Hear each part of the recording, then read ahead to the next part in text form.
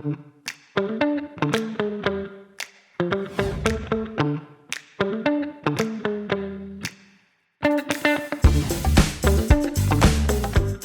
you're with Echelon's Reboot Everything Festival.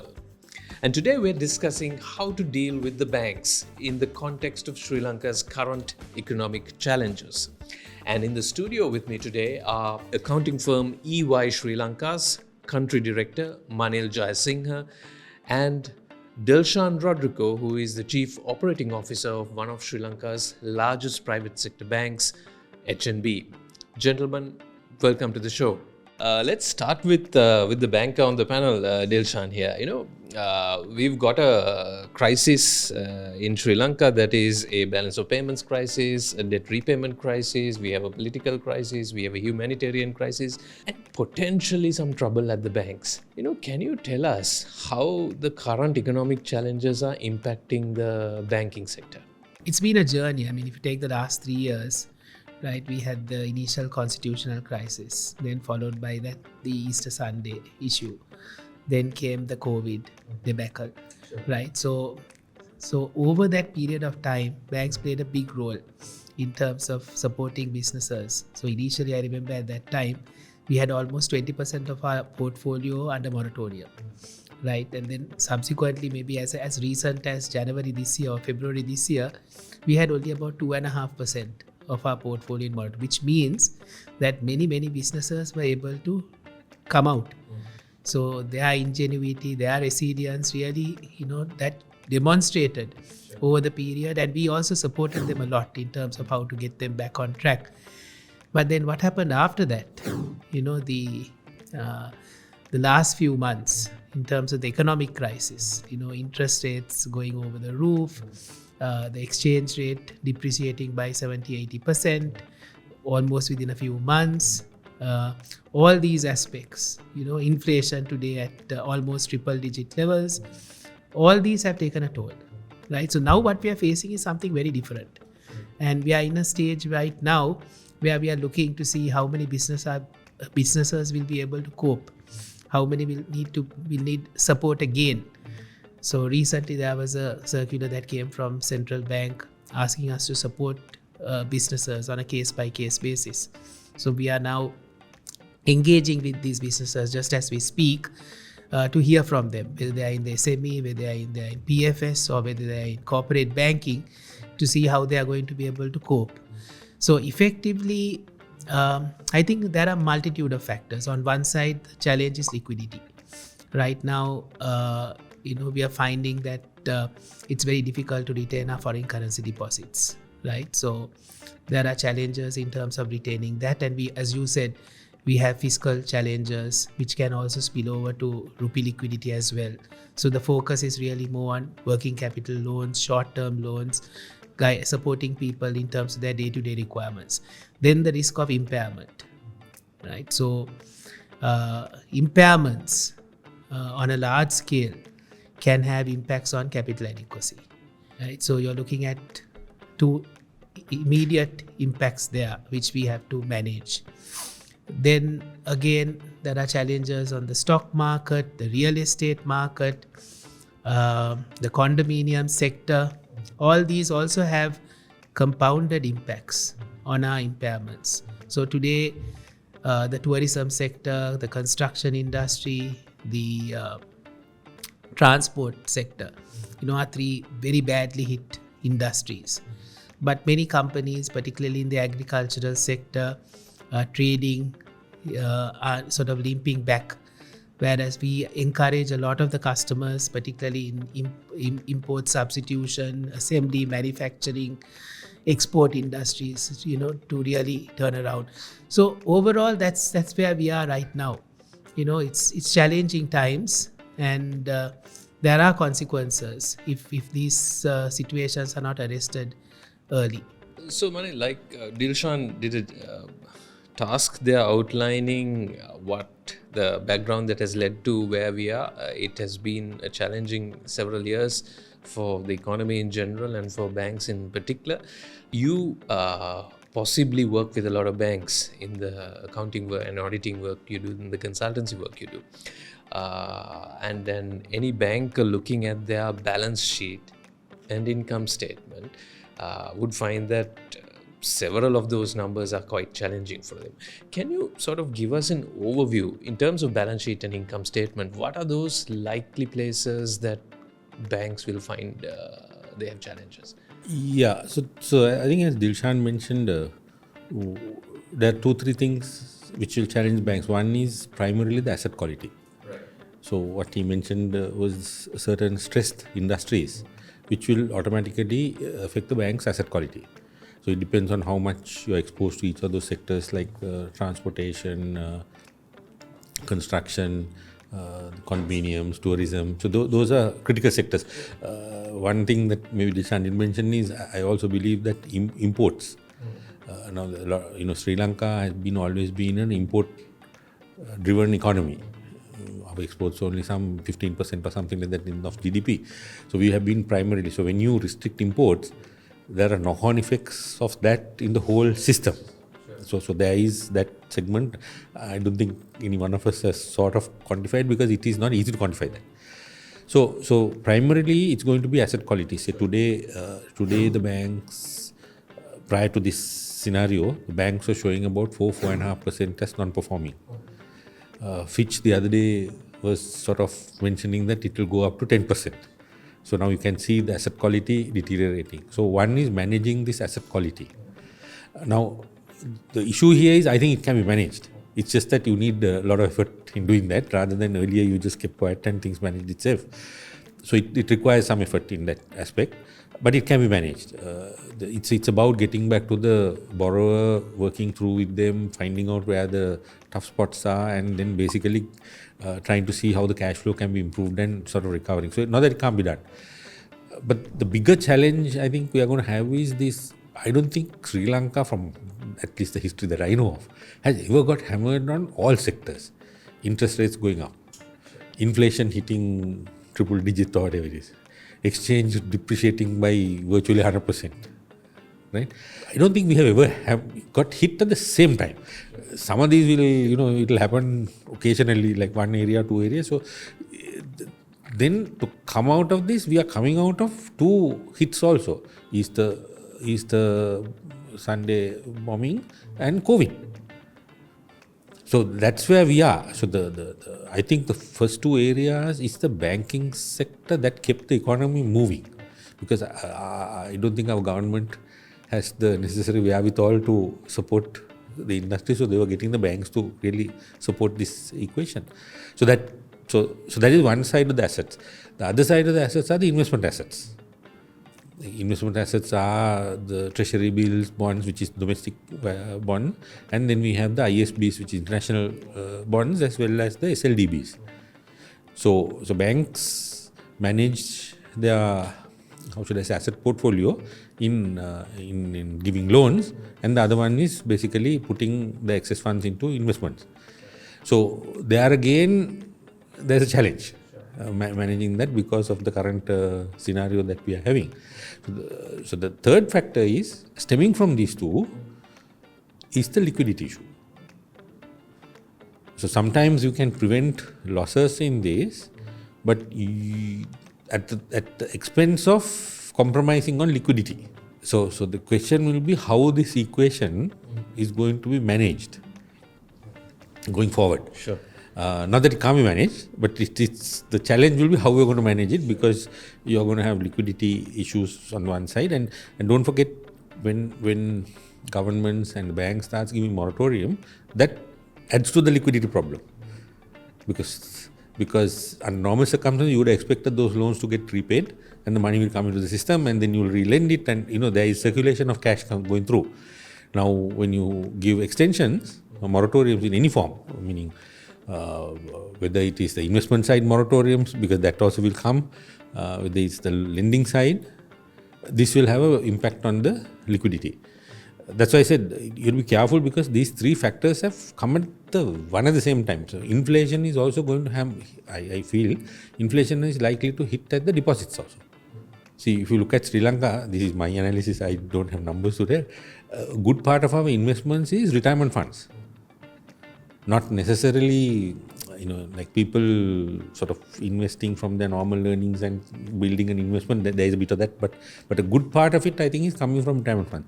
So when inflation hits 100% or whatever, not that it has hit 100%, officially it's some 60%, but if you look at the food inflation is some 90%, transportation inflation is some 100 and something percent. Yes. So if you look at the components, those are the components that these people are likely to get impacted. So when, say, think about it, when a retired person who's living off his retirement funds, inflation hits you, you're obviously going to tap into the capital. So that's the, I think, the equation that is there. So liquidity is going to be a critical factor, both in terms of foreign currency as well as domestic currency. Dilshan, let me bring you in. I mean, you're here as you're talking in general terms here. You're talking about the banking sector in general, not so much the financial sector, but the banking sector in general, right? So, if, as Manil says, you have three critical challenges on the balance sheet, that is impairments and basically your lending portfolio. You may have to keep an eye on your investment portfolio and then your liquidity. How are you sort of thinking that banks will strategize around this? Now, let's start looking at how do we sort of try to address this? How do we try to unravel this with what you know? How is the sector approaching this, you think?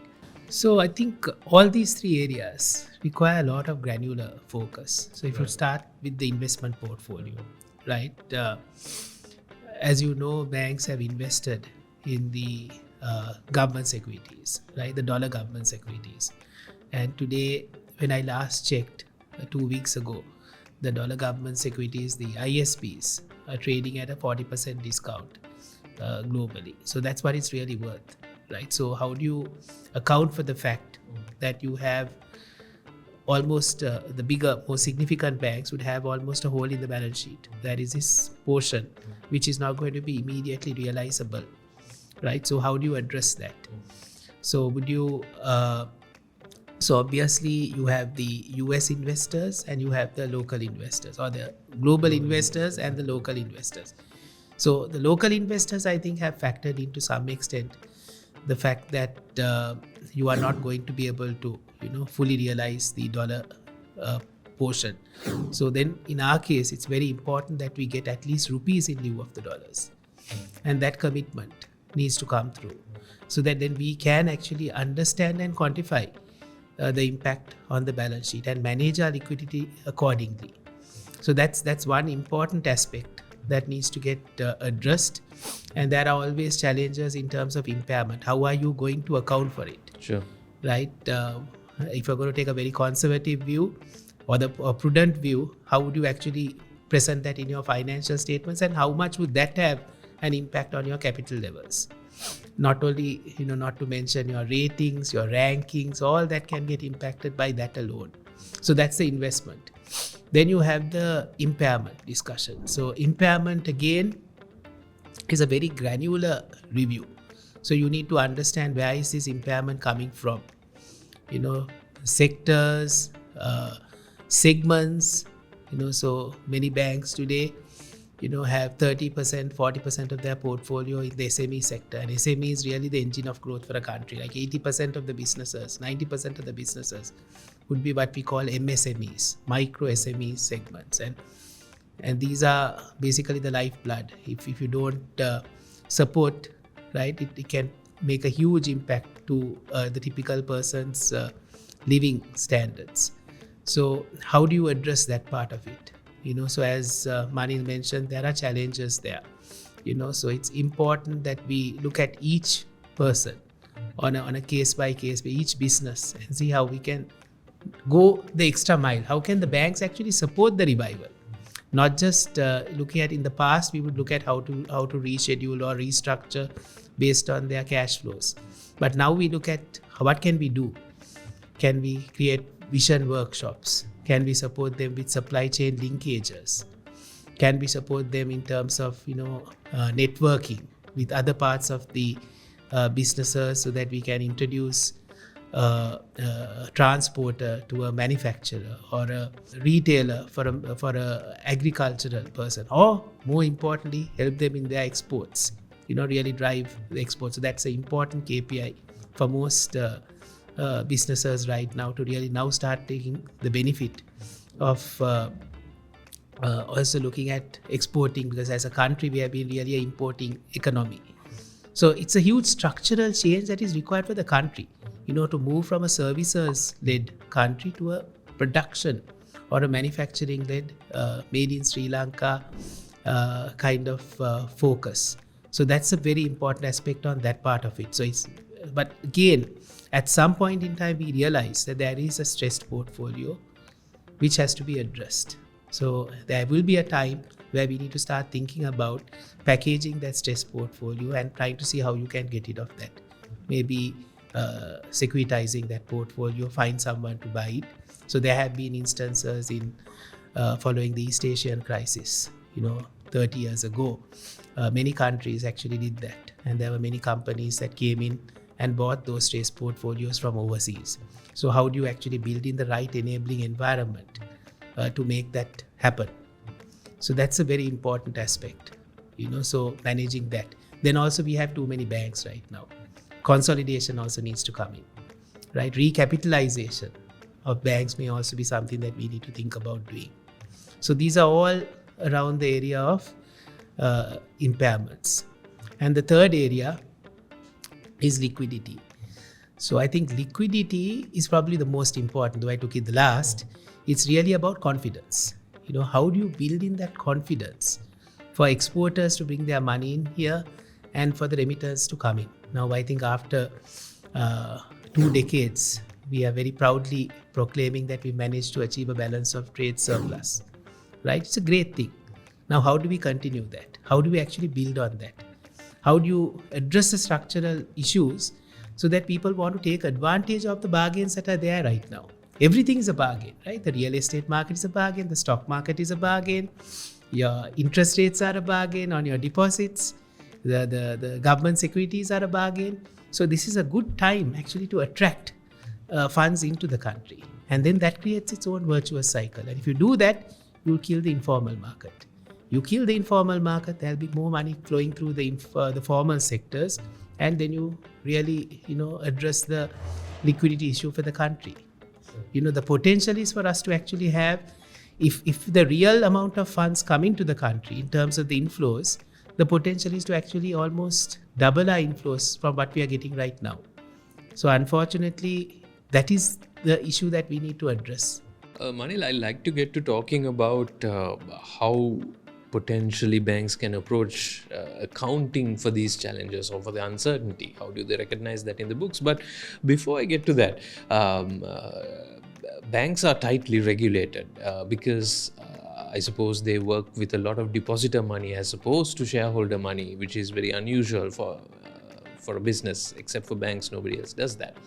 The central bank has recently loosened some of those requirements or provided some level of forbearance. Have they not, in terms of capital, how to recognize bad assets and stuff like that?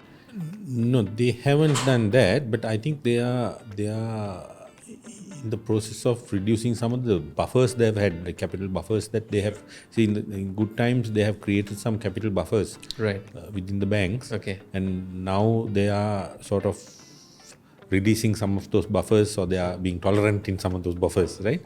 So that is one area. But I think Dilshan touched on this right at the beginning about capital. See, you don't understand the banking business. For a bank to increase its balance sheet, it needs capital. That's the formula that it operates, unlike anything else. Now, normally what would happen is a bank would accumulate that capital in some form through retained earnings. So when you're profitable, you basically add that to capital, and automatically that allows you to grow your balance sheet. So that's basically how the banks operate. Now, this year is going to be challenging, right, because that profit growth, if you want to call it, may not come because of the high levels of impairment that you're looking for government securities, not government securities, but international securities, that is ISBs, SLDBs, and the basically loan portfolio. So then the question arises about whether the banks would have enough capital to grow their business. That in turn has an impact on the economy. But if you don't grow your asset or the balance sheet, that means you're not lending in the market. So if you're not lending in the market, who gets hit? It's the businesses, right? So they will also not be able to grow. So there is a cyclical effect in this whole equation. And one of the things I think the government did in the past was that they reduced taxation to some extent in order for you to build that capital buffer. In the sense, retained earnings, because your tax goes down, retained earnings goes up. So I don't know. Government will have to think also in some of these things, but the government is going to be challenged because of IMF and all these people are saying that tax is not enough, so they want to put tax. And what I heard from the previous one of these topics is that a good part of the tax comes from the banks. So you go and reduce this.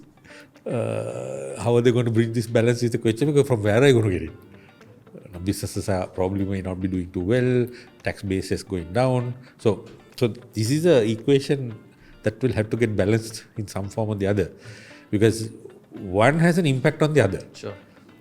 You can squeeze the banks, no doubt, then their capital will go down, then the lending will go down, and then it will have an impact on the economy. On the other side, if you don't squeeze the banks, how are they going to bridge the income gap from the government side is the next question. So we started also, so that's a very interesting observation. We also started talking about how do you account for these. Now, for instance, the government has suspended payments on its international sovereign bonds. The large Sri Lankan banks have substantial holdings of what we call ISBs or international sovereign bonds, and they also have a secondary security called Sri Lanka development bonds, which are again dollar denominated but issued only in the local market. So banks have this in the balance sheet. Now, you're an accountant. How do you address this question of how to account for this? So I think let's take the two slightly differently, because there are two different market segments. ISBs are basically Eurobonds or whatever they call it. They are freely available in the marketplace. SLDBs are more captive. I would believe 90% is held by the banks, domestic banks. So the two different features in these instruments. So the ISBs, from what I know, a good part of the ISBs, at least the domestic banks, have got in the secondary market, not necessarily in the original investment. So if you had bought in the secondary market, I think somewhere in April 20 or whatever it is, the ISB actually started trading below par. Sure. So it kept on going down. Actually, now I think it's the other way around. You had about a 60% discount. Last central bank figures, central bank figures shows that about 60% discount. It's been traded at 30. So it's about a 60-70% discount. So if you're buying it at that, automatically the impairment is inbuilt. So on a $100 bond, you're buying it at 30, right?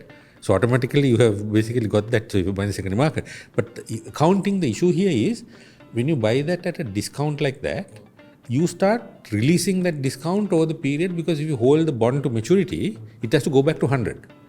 Right. So you buy it at 30, let's say today. Sure. Right. But on maturity, theoretically, you're getting 100 back. So when you start doing that kind of accounting, then comes this issue about impairment. But if you didn't do that accounting, the impairment is automatically, I would have thought, built into the price. Because you're buying at 30 means you already got a 70% discount. But at some point, we are likely to come to an agreement with the bondholders about a haircut. Yeah. That there will be a very specific number on it. So then you are not going to get that 100 on the bond, know for sure. Correct. Right? So this is an interim problem that you're talking about when there is no agreement. No. So issue here is in accounting, right? It all depends on how you classify these bonds. Right. Now there are three ways of classifying these bonds. One is fair value through income, right? Fair value means you carry the value of the bond of what is the market price, right, at market price, right? Sure. So if you're doing that, this discount is already there. Right. The other one is you fair value through OCI, which is basically you do the fair value, but the differential doesn't hit the P&L or the profits. It hits the retained earnings. But still your net assets are okay. The third one is the dangerous one, which is held to collect. So in the held to collect model, what you're really doing is you're buying, let's say you buy the bond at 30, but the face value of the bond is 100. So you increase the value from today till the maturity date to go back to 100. So which means you're releasing that discount into the P&L. Sure. Now that's where this haircut business will have a major impact. Because you're recognizing the income on the other one side. Now if you didn't recognize the income, the chances are the haircut won't have an impact. We've already taken it in. Unless you have originally subscribed to the bond. Which means you have paid $100 and got the $100 bond. Perhaps it's unlikely that a lot of the portfolio was subscribed to at full value. But Dilshan, even if banks subscribe to these bonds, say at the early point of when the pandemic broke out, there was a 40% discount, and That time was about, there was approximately a 40% discount on these bonds, and now that discount has ballooned to about 70%. There is still a substantial impact in terms of if there is a haircut of the level that the market is indicating there could be. How does, in a broader policy perspective, one start addressing this? Now, Manil discussed how the accounting can work.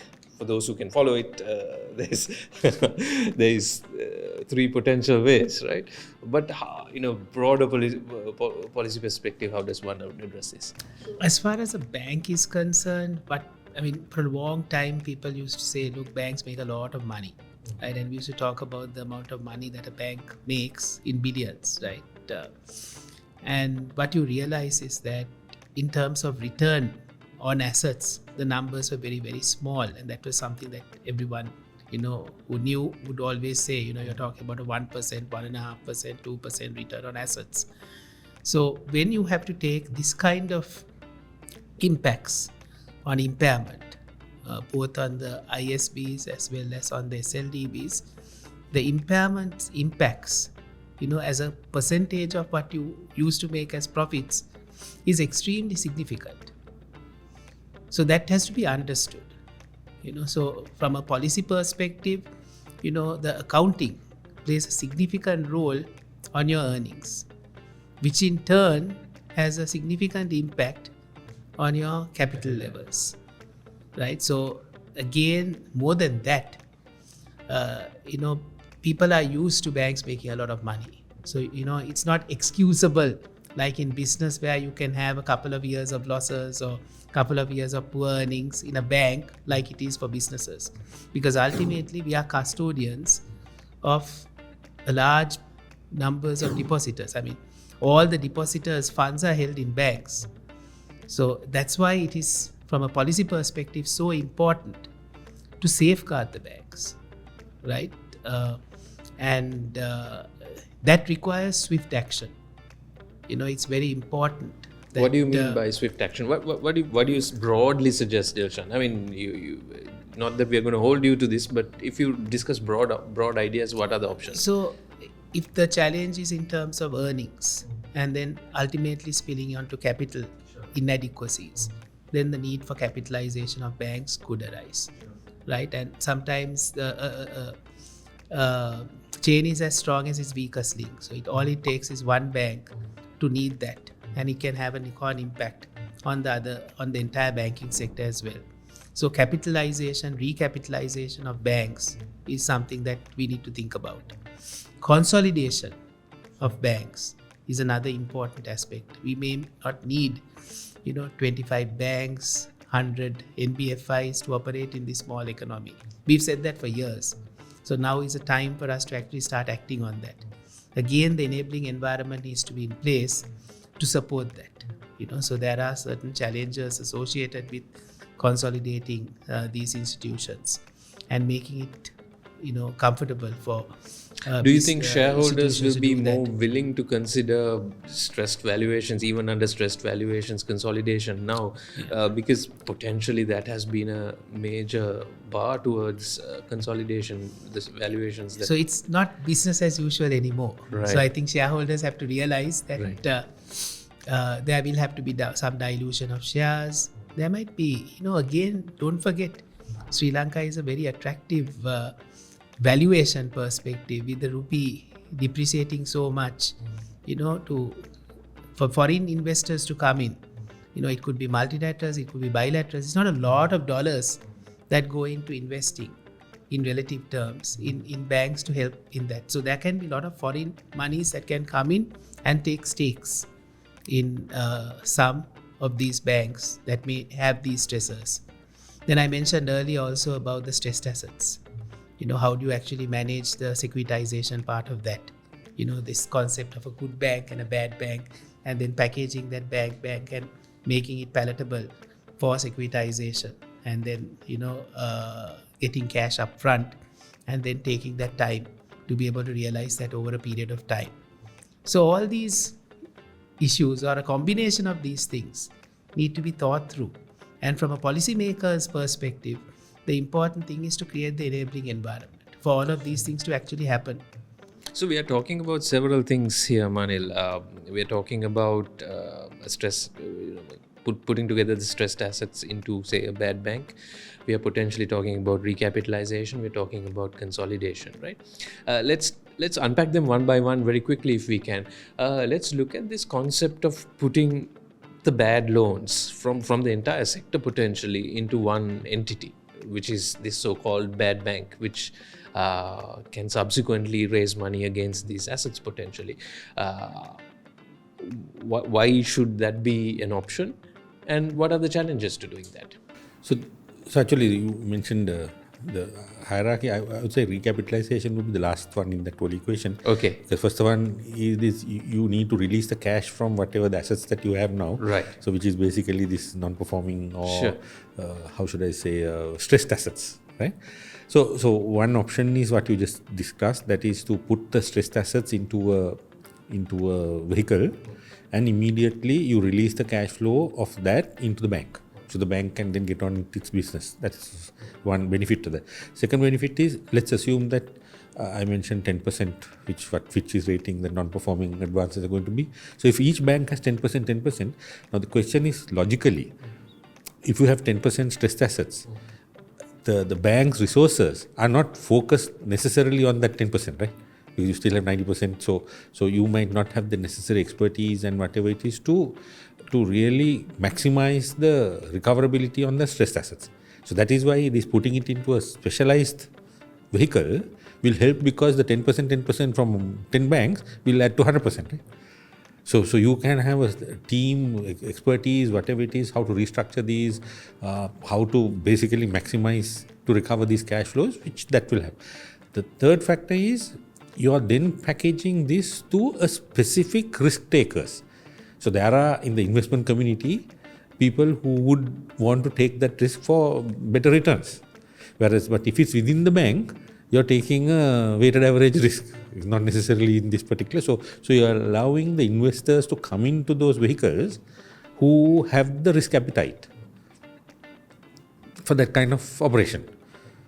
So this good bank, bad bank scenario probably is the most efficient mechanism to release the cash flows to the banks, so they don't really need to go in the recapitalization route yet. So the banks, I think, have to do is that to look at their portfolio of assets, look at the assets that are really not meeting that threshold recovery or investment or return, and try to move them out, realize the cash, and try to redeploy them into better assets. Those are the advantages certainly for whoever ends up purchasing these assets. Then they will have to try to realize them over a period of time, right? So is that straightforward? Is what is the legal regulatory environment around that? So you have to have enabling sort of environment for this to happen. So one of the things, I think my view or my perception has been that this has not been very successful securitization and all in Sri Lanka, because we don't necessarily have the enabling legal environment where we can transfer the asset into another entity. Because you have obligors and there are legal contracts that are entered into when you enter into a loan. So the question is whether those legal rights and obligations can be transferred to someone else. So currently, my knowledge, I don't think we have a smooth transition in that, and that is one of the biggest hurdles that the banks face. Because you need to get the consent of the customer Exactly. for that transfer, and the customer is not going to automatically give you that consent in an environment like this. Yeah, and remembering these are difficult customers anyway. So they will definitely not, how should I say, willingly give that consent.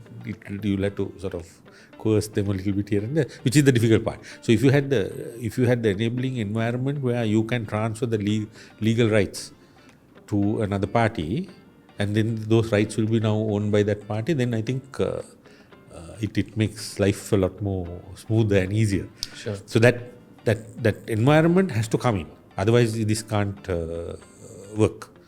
Then in those environments, I think how you protect the bondholders or the suppliers of finance to those vehicles, all that has to be looked into. And the other part is the taxation part also is there.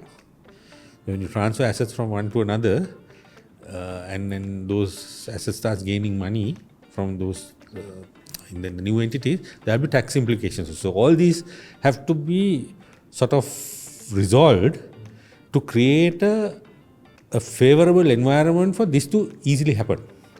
It is very likely, I guess, gentlemen, that banks will have to shrink their balance sheets somewhat, technically, in the next couple of years, simply because the environment out there isn't accommodative of their current balance sheet size. Is that likely outcome? No, it is obvious one is that it will happen, but whether that is good for the economy, I'm not necessarily sure. Because you shrink the balance sheet means you shrink the economy also, because activity will come down. So I think it's a balance that one has to achieve. That is not necessarily shrink the balance sheets, but it's really refocusing on the lending part. Because to my knowledge, this situation also has created opportunities. So, for example, the domestic industry to move, like agriculture or sustainability, energy, whatever it is. So there are areas that it can sort of grow. Export orientation, import substitution. So these are areas I don't think very many people have focused in the past also. So the opportunities are there. So now it's a question of repurposing the whole equation. So I think it's not only Sri Lanka. I mean, many countries in the past have been through this kind Sure, of predicament exactly. in the past. I mean, after the World War, Japan was in that predicament. After the East Asian crisis, all the East Asian countries. So I think the important thing is having the right leadership to really refocus your new priorities, right? So whether it is value-added industries, production orientation, exporting skilled labor, moving into areas that have potential for massive value addition. So whether it's technology, whether it is assembly, so many areas that we need to, whether it's the particularly on the technology front, right? There is a BPO, KPO sectors.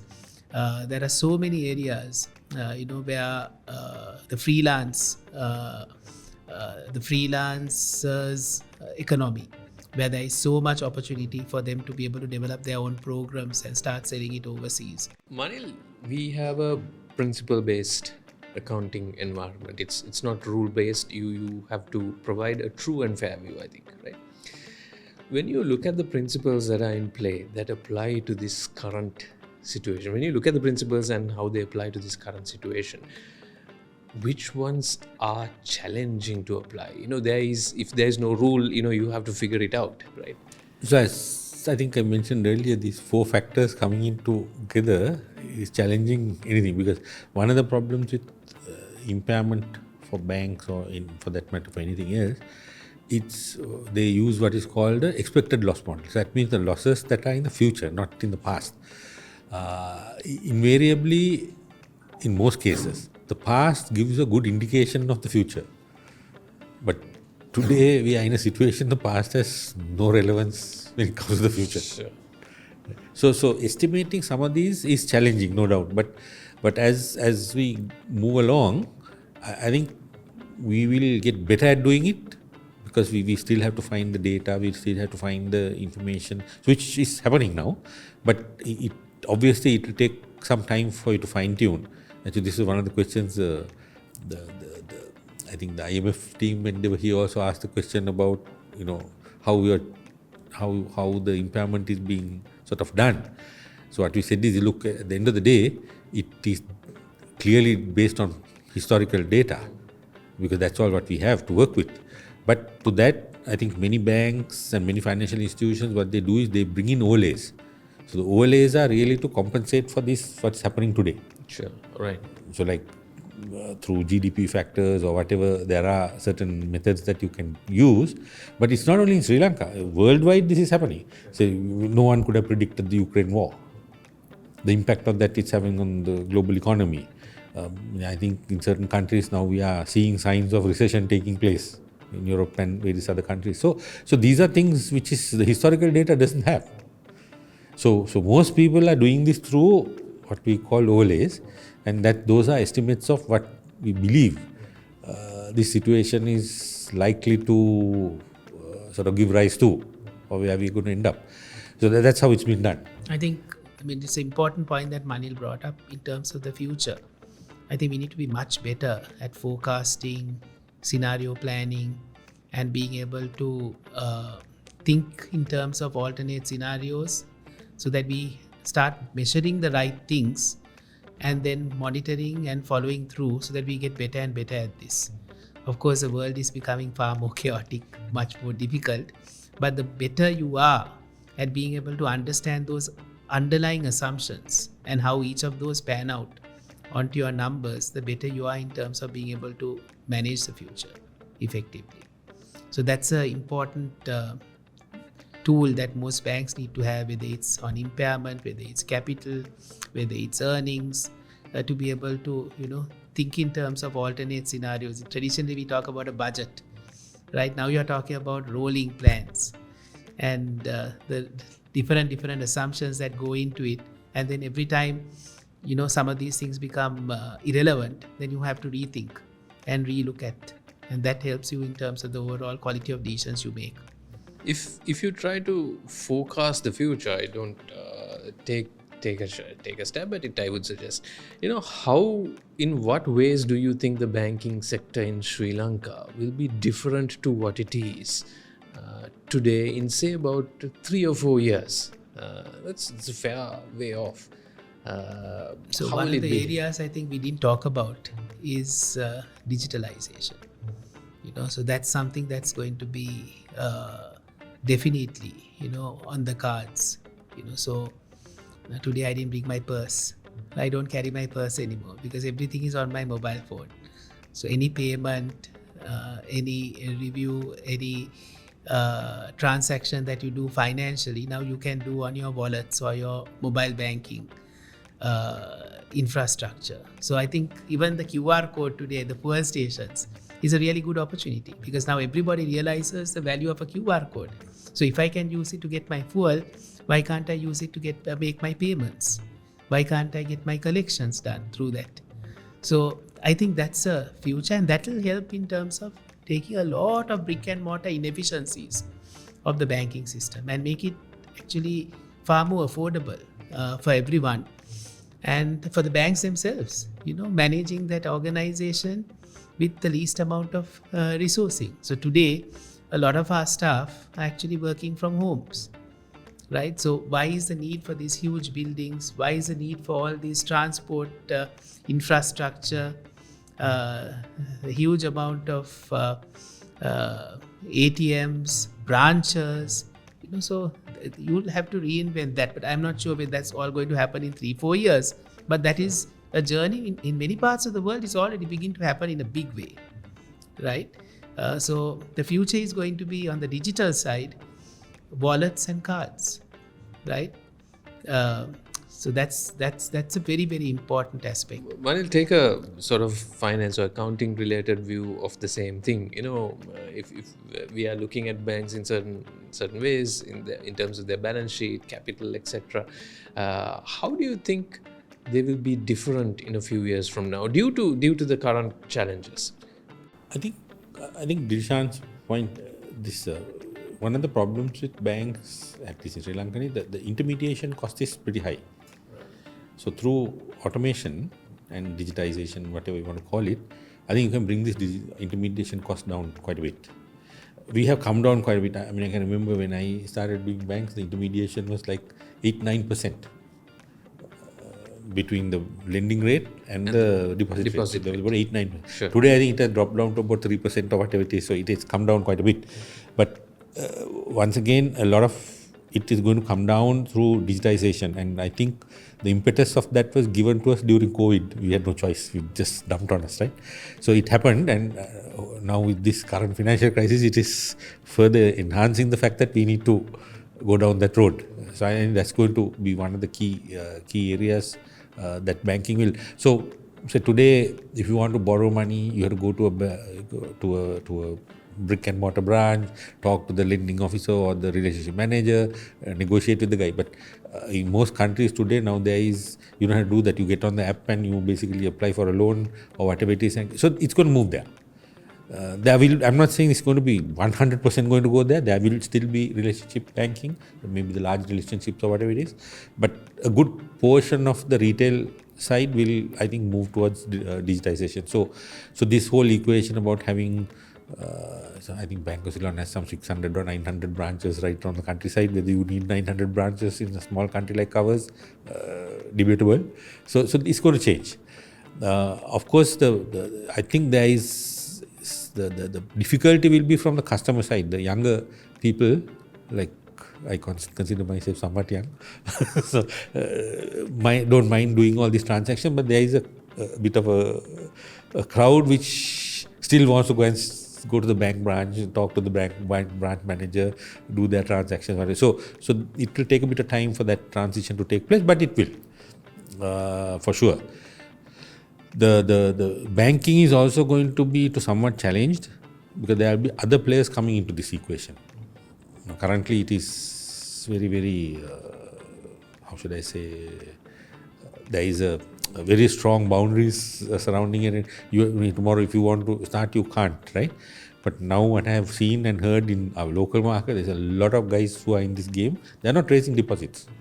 They're bringing the seed capital in and they are getting into the lending business. So that's second part. The third part is, I think the banks are going to also have to change to some extent. See, a lot of rules that has come into place in the last several years has created banking also very difficult. Simple thing, we were talking about the grey market for foreign exchange. The grey market for foreign exchange, one was the rate difference. The other one is the service. Today you go to the bank to remit money, they'll ask 1,000 questions. Now, if you want to remit $100, are you going to subject to 1,000 questions? Or are you going to give to that Hawala fellow or whatever it is, and he remits the money straight off? So there is that, but banks are not doing this because they want to do it. It's just that there are anti-money laundering and not a whole bunch of things. So there is some streamlining that has to happen because today, meaning anyone who goes to a bank will realize it's not easy to do transactions through a bank. Whereas the Undiallo, Hawala fellow, he doesn't have any of that stuff. And I think Dilshan and I was on a panel some time back about SME loans, right? Now that poor fellow who wants 100,000 rupee loan, he goes to one of these money lenders. He has evaluated his credit and done everything. He gives the money at whatever exorbitant figures, obviously, but he gives the money. You go to a bank, you will never see the end of the light at the end of the tunnel, right? So to that aspect, I think there will be some degree of change that will take place for the banks also, because this competition from what I call the grey market, because the money lender is also a grey market, he's not really above board. The challenges that are coming from there as opposed to the conventional type banking. So these are things that will change. The consolidation also will happen, but consolidation is going to be somewhat difficult in our market because it's not, you put in a piece of paper and paper says consolidation is the best answer. But there are a lot of other issues that are there. The cultures of the banks, merging of the staff, those are, I think, bigger issues than an arithmetical equation which basically says 2 + 2 = 4. It doesn't quite happen like that because worldwide also the mergers haven't necessarily been that successful because of the cultural issues. You're marrying two cultures, and then there is issues about aspirations. If you were two guys in the same slot on their own, they may have gone up. Now one of them can go up. So there are a lot of challenges. So that it has, as Dilshan said, it has to happen, because the simple thing in banking is, it's not rocket science. See, if you are making 3% margin, I give 100 rupees, 3% margin, only 3 rupees, right? But if I lose the 100 rupees, what happens? The 3 rupees will have to take a hit of 100. So I think the point I think Manil is saying is, if you're going in for a merger, there has to be something very unique. You're going after certain synergies that are going to materialize, not because you think you're better than another company. If you think you have market share, you have better quality management, better leadership, and because of that reason you're taking over a less efficient company to make it more efficient. History says that doesn't work. That's called the princess and the frog analogy, where the princess thinks he kisses a frog and it turns into a beautiful prince, but there are many frogs, very little princess.